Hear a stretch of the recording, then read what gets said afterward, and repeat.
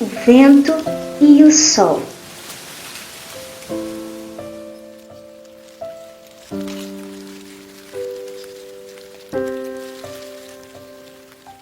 O vento e o sol estavam brigando para decidir qual deles tinha mais força.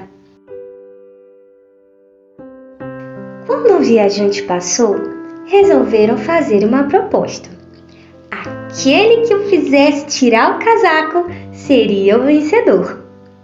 O vento foi o primeiro.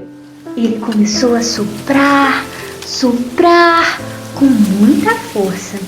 Mas quanto mais atingia o viajante, mais o homem segurava o seu casaco.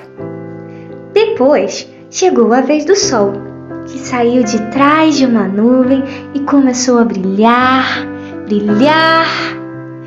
O viajante, satisfeito com o seu calor, acabou tirando o casaco que vestia.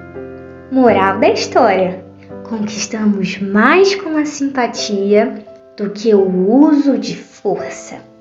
Este enredo vem comprovar que não devemos usar a força para convencer alguém.